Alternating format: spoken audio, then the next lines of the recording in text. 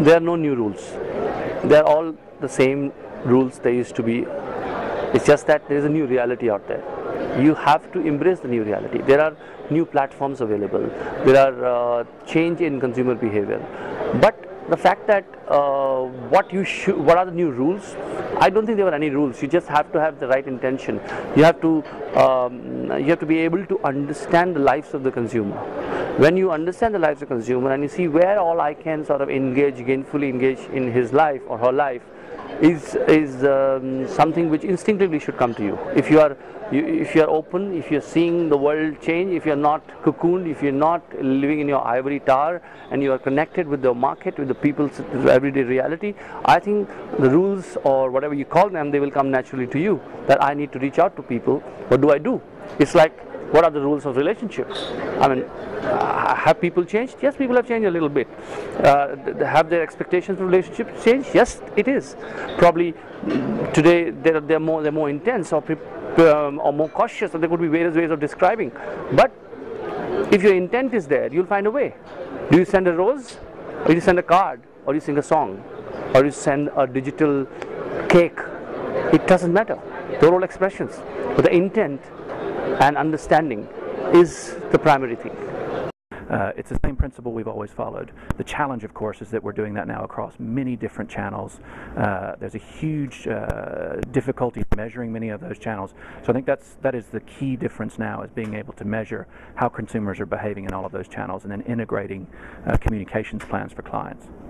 To know that advertising is not the only solution, and that if you work in a collaborative way with partners beyond yourself, if you work with regional partners who in areas that you've never been to, if you work with PR partners whose skill sets you don't have, and if you work with media partners and with activation partners and technologists, there's a good chance that collaborative model will create a new form of engaging idea which will be useful for people.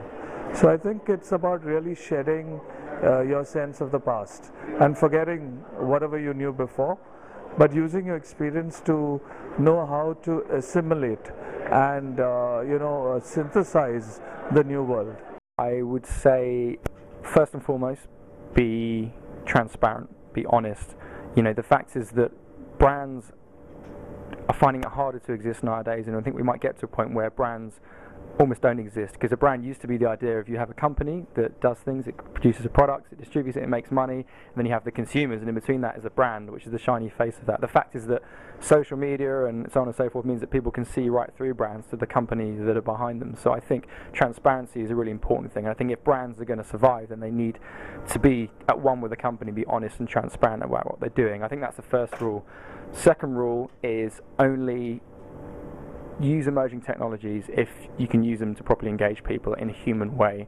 In my presentation I talked about experience over innovation, so I think, again, brands up until now have been very used to creating metaphors of experience. So if you buy our drink, this is the kind of life you can lead. If you buy these clothes, this is what you'll look like. And people are looking for more than that. They want the actual experience now, and I think that positively engaging people is about doing that, thinking how can we create these experiences and use technology to create those experiences instead of getting in the way.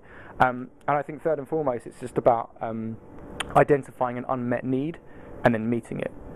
We see so many brands, especially in technology, doing things for the sake of doing it, and it's just about looking at your consumers, looking at people and saying, right, what do they need, and then running with that. And if there's not an unmet need, then there's no point in doing it. So I think transparency, experience, and an unmet need are the three things that I would talk about most. Presence, I think, is point number one, the first rule, and the second would be relevance, and being relevant to their consumer need, and at that point in time. It's not about selling your brand values, but it's about being a part of that community. I think it's first and foremost what the consumer likes and will participate in. Not necessarily participate, but as long as he likes it, and then your brand fits into that. And it could be, my experience is, it is some total of various activities. It cannot be just one activity. So whether it's even a television commercial could be engaging. There's nothing wrong with saying that television is not engaging, but it's a lot more than that. I think we are living in a world that you know, every day is new. I mean, you know, the internet has revolutionized everything, especially, you know, something that we call, you know, self-media, you know, on the internet, on the social networks, that, you know, for example, you know, if you're talking about Weibo in China, we have 500 million members on Weibo.